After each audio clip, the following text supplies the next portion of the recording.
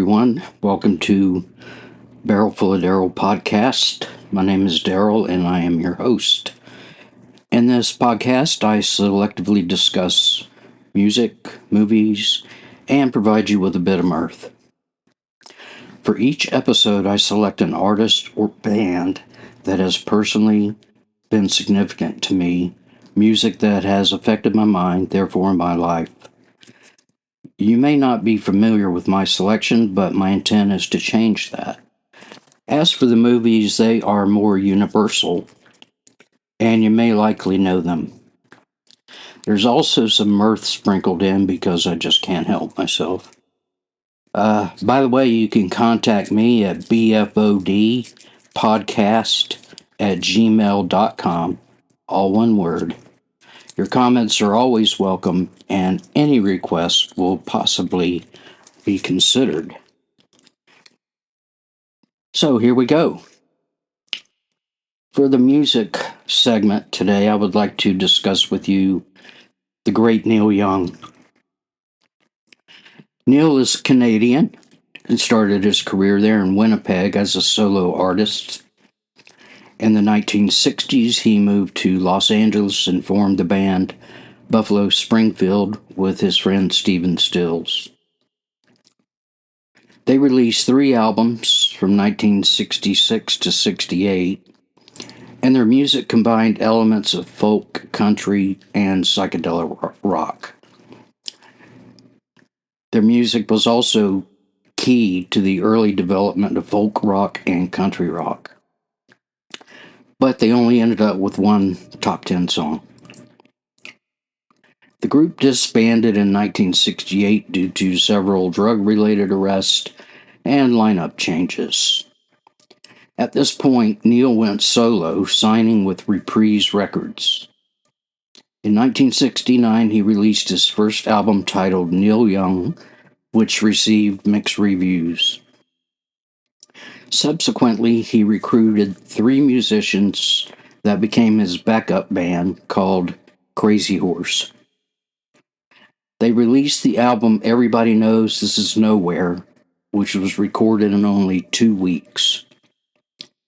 This album contained the awesome songs Cinnamon Girl, Cowgirl in the Sand, and Down by the River. Very good album. From 1969 to 70, Neil joined the band Crosby, Stills, and Nash, again with his friend Stephen Stills. Neil insisted on becoming a part of the band and got his name added to the group. In 1969, the band was awarded a Grammy for Best New Artist. They played at the original Woodstock Festival, and in 1970 released the album Deja Vu. Also a great album containing the songs Woodstock, Teach Your Children, Our House, and Carry On. Although they were friends, Neil and Stephen Stills both fought for control of the band and music. Stills criticized Neil Young, saying that he wanted to play folk music in a rock band. In late 1970, Neil released his 3rd solo album, After the Gold Rush, which featured Stephen Stills. Due to his fame with Crosby, Stills, Nash, and Young, this was his commercial breakthrough. With the songs Tell Me Why, Only Love Can Break Your Heart, and Southern Man. Most of the music was acoustic, except for Southern Man.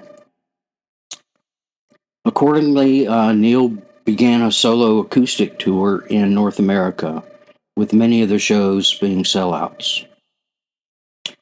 He then released the album Harvest, which became the best-selling album of 1972. Now, this album featured the London Symphony Orchestra on 2 tracks, and also guest vocalists David Crosby, Graham Nash, Stephen Stills, Linda Ronstadt, and James Taylor. The hit songs include Heart of Gold, Sugar Mountain, Old Man, and The Needle and the Damage Done. Harvest is Niel's signature album as well as his best-selling one. As a young teenager in the 1970s, I distinctly recall hearing these songs on AM radio because, hey, that's all we had back then. I'm going to skip ahead a bit now. In 1979, Niel reunited with Crazy Horse and released his 10th album, Rust Never Sleeps. So on an LP, that's a long play album, actually vinyl. This album on side one contained beautiful acoustic songs, including My, Hey Hey, Out of the Blue, and Pocahontas. Now, side two is heavy, powerful, balls out hard rock with a alternate version of Hey Hey, My, Into the Black. The songs on side two sound very much like what would later be called grunge music. And eventually, Niel bore the title Godfather of Grunge, primarily attributed to him by Eddie Vedder of Pearl Jam. The Rolling Stones selected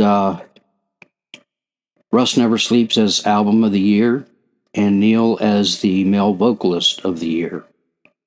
Also, this is my favorite album by him. Now, during the 80s, Niel turned toward more experimental music with the albums Hawks and Doves, Reactor, and Trance. The latter includes vocoders, synthesizers, and electronic beats. In case you're wondering, a vocoder is a voice encoder that analyzes and synthesizes the human voice. Niel used this equipment often in the album Trance, making his voice sound robotic. His follow-on album, titled Everybody's Rockin', was of the rockabilly genre and only 25 minutes in length. Due to this album and Trance, Geffen Records sued Neil Young for making music that was unrepresentative of himself. Not that Neil cared. Over the next few decades, Neil continued to release albums, seemingly one per year. He also collaborated with the bands Devo and Pearl Jam. In 1989, a tribute album was released entitled The Bridge, a Tribute to Neil Young, which covers by alternative and grunge acts such as Sonic Youth, Nick Cave, Soul Asylum, and the Pixies. Now, I happened to attend his concert in New Orleans in 1991, and his opening acts were Social Distortion and Sonic Youth. Now, at the time, I didn't know these two bands, and their sound was definitely grunge. Now, on stage, Neil thrashes around while jamming out, and his lankiness serves to make him appear as like a rubber band man. Yeah, he's weird to watch on stage, but great to listen to. Now, along with Willie Nelson and John Mellencamp, Neil organized the yearly live Farm Aid concert, which is a weekend-long concert, which provides grants to family farms to prevent foreclosures and also a crisis hotline for farmers. Over the years, this benefit concert has raised over $43 million since it was first conceived. Now, over his long career, Neil has released over 50 albums, won numerous Grammy Awards, and has been inducted into the Rock and Roll Hall of Fame twice. I've talked a lot about him here because his music has been a constant part of my life over many decades. So be sure to listen to the songs that I've placed on the playlist. Oh, by the way, Neil is currently married to Daryl Hannah. And how the hell did that happen? I don't know. And now a word from our sponsor. We'll be right back. Well, howdy, y'all. This here's Johnny Ray Bubba coming at you again. Wow, this sponsorship is paying off for me. I had 2 new customers come into the shop last week. Now, they didn't buy nothing, but it was good to see fresh faces. And I just want to let you know I drove over to Apple and paid a visit to Bubba Ray. He's looking better than I've seen him in years. Maybe getting away from that Ellie Mae done him some good. And I ain't seen Ricky Ray in a while. He must be out hunting possums and whatnot. That boy is a deadeye. But do me a favor and drop by his meat market and bait shop, even if it's just to say hi. It's best to catch him right after a fresh hunt, though. Then amble on down to my pawn shop just down the road from Ricky Ray and the Piggly Wiggly in downtown Scratch Ankle, Alabama, and I'm looking forward to seeing you. Bye now. Okay, we're back. The movie portion. Must I say that there are spoilers in my discussion? That should be pretty apparent by now. So I wanted to discuss a comedy film with you today. Now, I'm hoping you know the name Mel Brooks. Mel was born in New York City in 1926. That's right, he's almost 100 years old, still alive. And his career spans 7 decades. He's an actor, comedian, songwriter, and filmmaker. And he has written, produced, and or directed many films and television shows. He is one of only 21 entertainers to have or to win the EGOT. His list of awards is too numerous to be discussed in this podcast, including Oscars, but there are a buttload of them. 3 of his films are in the top 15 of the American Film Institute's Top 100 Comedies list. Blazing Saddles comes in at number 6, The Producers at number 11, and Young Frankenstein at number 13. All of his films are comedic parodies, especially these 3. So, where do I start? Well, I'll tell you that Blazing Saddles is the antithesis of political correctness, and I revel in it. Every scene is a hoot and a half. Young Frankenstein is just as hilarious, and it happens to be filmed in black and white. It was released in 1974, and I recall hearing a commercial for it on the AM radio. At the end of the commercial, Mel Brooks says, "Filmed in glorious black and white. No offense." This is a deeply rooted memory for me. But I think I will discuss his film, History of the World, Part 1. The title states Part 1, but there were no plans for a sequel. By the way, Hulu recently released on a miniseries History of the World Part 2.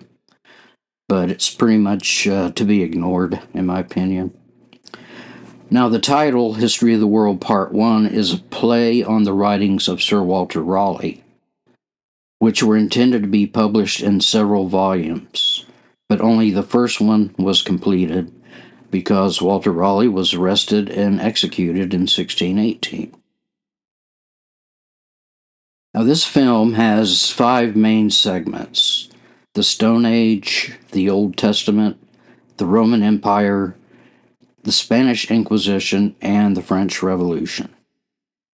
There are several subparts as well. Now, Mel Brooks is known for playing cameos in his movies, but in this one he is the main character, playing several parts: that of Moses, Comicus, a stand-up philosopher, Thomas de Torquemada, King Louis XVI, and Jacques Le Garçon de Pizze. This movie is loaded with an ensemble cast as well, including Harvey Korman, Dom DeLuise, Madeline Kahn, Cloris Leachman, just to name a few. Now, the Stone Age segment hilariously depicts the invention of fire. Also, the first cave wall artist, and subsequently the first art critic who pisses on the art on the wall. There are primitive weapons and the very first funeral. It also depicts the very first attempt at making music, whereby the cavemen smash each other's feet and bellies to yield a chorus of howls. Now, in the Old Testament segment, Moses comes down from Mount Sinai carrying 3 stone tablets and announces, "I have 15 laws of God."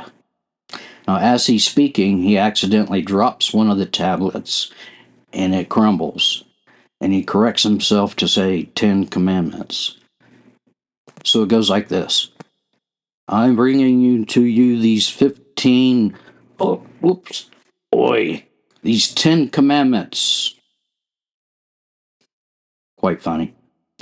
The Roman Empire segment has Mel as Comicus, a stand-up philosopher who dispenses wisdom a la a stand-up comedian. Now, he learns that he has landed a gig at Caesar's palace to perform for Nero, and on his way he meets a Vestal virgin, Miriam, and an Ethiopian slave, Josephus. Now, Comicus goes to the palace, but he blows the act when he jokes about the emperor's obesity and corruption. So Comicus and Josephus were then ordered to fight to the death, gladiator style. Instead, they happened to fight their way out of the palace, assisted by Miriam and Empress Nympho. Empress Nympho hides them in her haven, having them posed as eunuchs. But when they are tempted by an erotic dancer, Josephus cannot contain his arousal, and they are chased again. It's funny, Josephus is holding like a fan in front of him, and the fan is made of very long feathers. And while the exotic dancer is dancing in front of him, the middle feather just starts to creep upwards. So he was exposed. So they make their escape in a chariot. Josephus rolls and lights a huge joint and puts the pursuing soldiers in a stupor. Now, the Spanish Inquisition is basically a grandiose production with an extended song and dance featuring Mel as the infamous tormentor, Torquemada. The opening sequence of the song includes a play on his name. Despite the pleas for mercy, you can't talk him out of anything. Can't talk him out of anything. The torture scenes are even very comical in this hilarious segment. Now, in the French Revolution segment, Mel plays 2 parts: King Louis XVI and Jacques Le Garçon de Pisse, which basically means piss boy, who walks around in the public with a bucket for the aristocrats to piss in.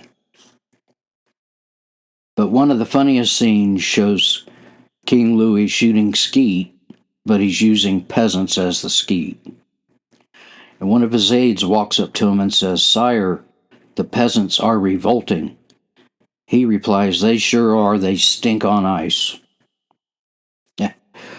So, as a ploy to protect the king, they find a look-alike, also played by Mel, who ends up escaping while the real king goes to the guillotine. Now, Mel Brooks is a comedic genius, and I recommend any and all of his films. History of the World is a great movie, and as usual, Mel pulled out all the stops in its making. So go watch it and enjoy. How about a word for the day? Earlier I mentioned that Neil Young had signed up with Reprise Records. I like that word, reprise, and I got to say, I've heard it a lot, never really knew what it really meant. but I'll tell you what that is now. It is the repetition of an earlier role or a repeated performance. As an example, my uncle reprised his role as the family clown at the yearly picnic. Another example, the band ended their gig with a reprise of the opening song. Now, it also means to take by force. In the 15th century, it was first adopted into the English language and referred to a yearly deduction or charge to a property, such as a manor or estate. It stems from the Anglo-French word that means seizure or repossession. Joke of the day. What do the Star Trek Enterprise and toilet paper have in common? Well, they both fly around Uranus looking for Klingons. Question of the day. First, we need to discuss the answer to the riddle that I posed last time. And here it is. You're driving a bus. At the first stop, 7 people get on. At the second stop, 5 people get on and 3 get off. At the next stop, 8 people get on and 6 get off. So what color are the driver's eyes? Well, the answer to that is it varies and it depends on the color of your eyes because you're the bus driver. Please don't hate me for that one. So, see, here's an easy question for you. What is a palindrome? Palindrome. What is a palindrome? Here's a hint in case you're scratching your head a little bit. Race car. That's the hint. So if you haven't done so, please check out the Barrel Full of Darrell Spotify and Apple Music playlists that accompany this podcast. There are a few songs by all of the artists that I've discussed with you. You can contact me by clicking on the Send Me a Text button in the episodes or directly by email at bfodpodcast@gmail.com. So I want to thank you for listening. I hope you enjoyed this episode, and I look forward to talking to you again soon.